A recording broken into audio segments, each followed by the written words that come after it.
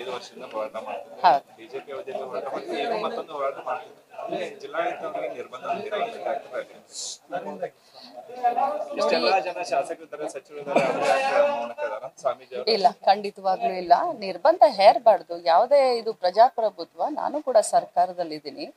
ಆದರೆ ನಿರ್ಬಂಧ ಯಾಕೆ ಹೇರಿದ್ದಾರೆ ಅಂತ ನನಗೂ ಗೊತ್ತಾದ ತಕ್ಷಣ ನಾನು ಕೂಡ ಇಮಿಡಿಯೇಟ್ ಆಗಿ ಮಾತಾಡಿದ್ದೀನಿ. ಯಾಕಂದ್ರೆ ಪಂಚಮಸಾಲಿ 2A ಮೀಸಲಾತಿ ಹೋರಾಟದಲ್ಲಿ ಮುಂಚೂಣಿಯಲ್ಲಿದ್ದು ನಾವು ಹೋರಾಟವನ್ನ ಮಾಡಿದ್ದೀವಿ. ಸಮಾಜ ಬಾಂಧವರಿಗೆ ನ್ಯಾಯವನ್ನ ಕೊಡಿಸ್ಬೇಕು ಅಂತ. ಇದರಿಂದ ಹಿಂಸರಿಯುವಂತ ಪ್ರಶ್ನೆ ಇಲ್ಲ. ಆದರೆ ಒಂದೇನು ಅಂತಂದ್ರೆ ಈಗ ಕಬ್ಬಿನ ಸೀಸನ್ ಬೆಳಗಾವಿ ಜಿಲ್ಲೆಯಲ್ಲಿ ಸುಮಾರು ಫ್ಯಾಕ್ಟ್ರಿಗಳಿರೋದ್ರಿಂದ ಕಬ್ಬಿನ ಸೀಸನ್ ಇದೆ. ಟ್ರಕ್ಗಳು ಓಡಾಡ್ತಾ ಇರ್ತವೆ, ಟ್ರ್ಯಾಕ್ಟರ್ಗಳು ಓಡಾಡ್ತಾ ಇರ್ತವೆ. ಅದರಲ್ಲೂ ಅಧಿವೇಶನ ನಡೆಯುವಂಥ ಸಂದರ್ಭದಲ್ಲಿ ಟ್ರ್ಯಾಕ್ಟರ್ ರ್ಯಾಲಿ ಅಂದ ತಕ್ಷಣ ಎಲ್ಲಾದ್ರೂ ಏನಾದರೂ ಅಪಘಾತ, ದುರ್ದೈವ ಏನಾದರೂ ಆಗಬಾರ್ದು.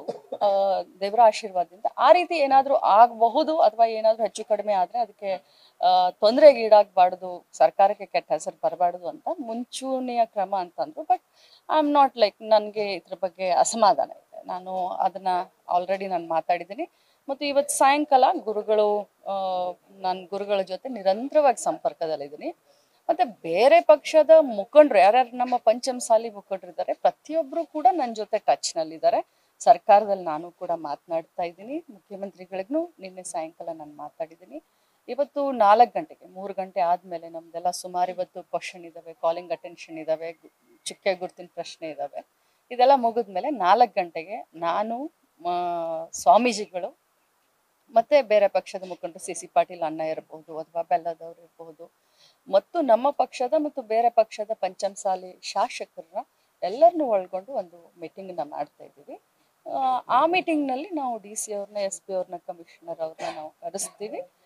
ಮುಂದೆ ಆ ಮೀಟಿಂಗ್ನಲ್ಲಿ ಏನಾಗುತ್ತೆ ನಿರ್ಣಯ ಅದನ್ನ ತಮಗೆ ತಿಳಿಸ್ತೀವಿ. ಸರ್ಕಾರ ಅಂದ್ರೆ ಮುಖ್ಯಮಂತ್ರಿಗಳು ಹೋರಾಟವನ್ನು ಹತ್ತಿಕ್ಕೋ ದುಸ್ಸಾಹಸ ಮಾಡ್ತಾ ಇದ್ದಾರೆ. ಅದು ಮಾಡಲಿಕ್ಕೆ ಸಾಧ್ಯನೇ ಇಲ್ಲ. ಯಾಕಂತಂದ್ರೆ ಪ್ರಜಾಪ್ರಭುತ್ವಕ್ಕೆ ಬೆಲೆ ಕೊಡೋರು ಕಾಂಗ್ರೆಸ್ ಪಕ್ಷನವರು, ಸಂವಿಧಾನಕ್ಕೆ ಬೆಲೆ ಕೊಡೋರು ಸಿದ್ದರಾಮಯ್ಯ ಸಾಹೇಬರು. ಅದನ್ನ ಮಾಡ್ತಾ ಇಲ್ಲ.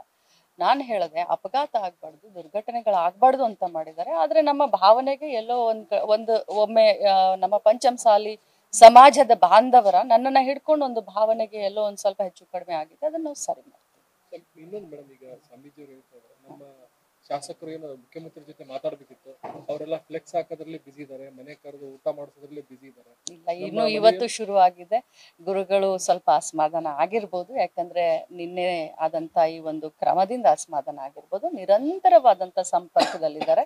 ನಾವು ಕೂಡ ಅವ್ರ ಸಂಪರ್ಕದಲ್ಲಿದ್ದೀವಿ. ಇಂಥ ಗುರುಗಳು ನಮ್ಮ ಸಮಾಜಕ್ಕೆ ಸಿಕ್ಕಿದ್ದು ನಮ್ಮೆಲ್ಲರ ಪುಣ್ಯ ಅಂತಾನೆ ನಾನು 10 ಸತಿ ಹೇಳ್ತಾ ಇದ್ದೀನಿ. ಮಾಧ್ಯಮದ ಮುಖಾಂತರನೂ ಹೇಳ್ತಾ ಇದ್ದೀನಿ. ನಿಸ್ವಾರ್ಥತೆಯಿಂದ ಸಮಾಜಕ್ಕೆ ನ್ಯಾಯ ಕೊಡಿಸ್ಲಿಕ್ಕೆ ನಮ್ಮ ಕೂಡಲ ಸಂಗಮ ಪಂಚಮಸಾಲಿ ಪೀಠದ ಜಗದ್ಗುರುಗಳು ಹೋರಾಟ ಮಾಡ್ತಾ ಇದ್ದಾರೆ. ಅವರ ಹೋರಾಟದಲ್ಲಿ ನಾವೆಲ್ಲರೂ ಕೈ ಜೋಡಿಸ್ತೀವಿ. 5 ವರ್ಷದಿಂದ ಯಾವುದೇ ನಾವು ಶಾಂತಿಯಿಂದ ಹೋರಾಟ ಮಾಡಿದ್ವಿ, ಎಲ್ಲೂ ಕೂಡ ಎಲೆ ಮೀರಿಲ್ಲ. ಅಷ್ಟಾದ್ರೂ ನಮ್ಮ ಮೇಲೆ ಯಾಕೆ ಈ ನಾನು ಪದೇ ಪದೇ ಹೇಳ್ತಾ ಇದ್ದೀನಿ. ಅಧಿವೇಶನ ನಡೀತಾ ಇದೆ, ಶುಗರ್ ಫ್ಯಾಕ್ಟ್ರಿ ಸ್ಟಾರ್ಟ್ ಇದಾವೆ. ಬಹಳ ಶುಗರ್ ಫ್ಯಾಕ್ಟ್ರಿ ಗೊಂದಲ ಆಗುತ್ತೆ, ಎಲ್ಲಾದ್ರೂ ದುರ್ಘಟನೆ ಆಗ್ಬಾರ್ದು ಅನ್ನುವಂತ ಮುಂಜಾಗ್ರತೆ ಕ್ರಮವಾಗಿ ಮಾಡಿದ್ದಾರೆ. ನಾವಿವತ್ತು ಮೀಟಿಂಗ್ನ ಮಾಡಿ SP, DC, ಕಮಿಷನರ್ ಅವ್ರ ಜೊತೆ ಚರ್ಚೆ ಮಾಡಿ ನಾವು ಒಂದು ನಿರ್ಣಯಕ್ಕೆ ಬರ್ತೀವಿ. ಸ್ವಾಮೀಜಿ ಹೋಪ್ಸ್ ಇಟ್ಕೊಂಡಿದ್ದ ನಿಮ್ಮ ಮೇಲೆ ಅವ್ರು ಅನ್ಕೊಂಡಂಗೆ ನಾಳೆ ಆಗತ್ತೆ ನೋಡೋಣ. ನಾವು ಅದಕ್ಕೆ ಈಗ 4 ಗಂಟೆಗೆ ಮೀಟಿಂಗ್ ಕರೆದಿದ್ದೀವಿ. ಸ್ವಾಮೀಜಿಗಳು ಅಷ್ಟೇ ಅಲ್ಲ, ನಾವು ಸ್ವಾಮಿಗಳ ಮೇಲೆ ಎಷ್ಟು ಹೋಪ್ಸ್ ಇಟ್ಕೊಂಡಿದ್ದೀವಿ. 2A ಮೀಸಲಾತಿಗೋಸ್ಕರ ಅನ್ಯ ಸಮಾಜದವ್ರನ್ನ ಕರ್ಕೊಂಡು ಹೋರಾಟ ಮಾಡ್ತಾ ಇದ್ದೀವಿ. ಬೇರೆ ಸಮಾಜದವ್ರನ್ನ ಹತ್ತಿಕ್ಕಲು ನಾವು ಹೋರಾಟ ಮಾಡ್ತಾ ಇಲ್ಲ. ನಮ್ಮ ಸಮಾಜದ ಎಲ್ಲ ಬಾಂಧವರು ಕೂಡ ಗುರುಗಳ ಮೇಲೆ ಒಂದು ವಿಶ್ವಾಸ ಇಟ್ಟಿದ್ದಾರೆ, ನಮ್ಮ ಮೇಲೆ ವಿಶ್ವಾಸ ಇಟ್ಟಿದ್ದಾರೆ. ಯಾವತ್ತೂ ಕೂಡ ಹೋರಾಟಕ್ಕೆ ಚ್ಯುತಿ ಬರದ ಹಾಗೆ ನಾವು ನಡ್ಕೊಳ್ತೀವಿ. ಖಂಡಿತವಾಗ್ಲೂ ಭಾಗಿಯಾಗ್ತೀನಿ. ಹೌದು, ನಾನು ಮಂತ್ರಿ ಇದ್ದೀನಿ. ನಾನು ಮಂತ್ರಿ ಇದ್ದಂತ ಸಂದರ್ಭದಲ್ಲಿ ಬಾವಿಗೆ ಹೋಗ್ಲಿಕ್ಕೆ ಬರೋದಿಲ್ಲ. ಅದು ತಮಗೆಲ್ಲರಿಗೂ ಗೊತ್ತು. ಅದು ಸಂವಿಧಾನ ಒಂದು ಇದಾಗುತ್ತೆ. ಪ್ರಸ್ತಾವನೆ ಯಾರು ಇದನ್ನ ಮಾಡ್ತಾರೆ, ಖಂಡಿತವಾಗ್ಲೂ ಲಕ್ಷ್ಮೀ ಹೆಬ್ಬಾಳ್ಕರ್ ಆಗ್ಲಿ, ಚಂದ್ರರಾಜ್ ಹಟ್ಟಿಹೊಳಿ ಆಗ್ಲಿ ಧ್ವನಿ ಅವ್ರ ಜೊತೆ ಇರುತ್ತೆ. Thank you. ನ್ಯೂಸ್ ಫಸ್ಟ್, ನಿರ್ಭೀತಿಯಿಂದ ನಿಮ್ಮ ಪರವಾಗಿ.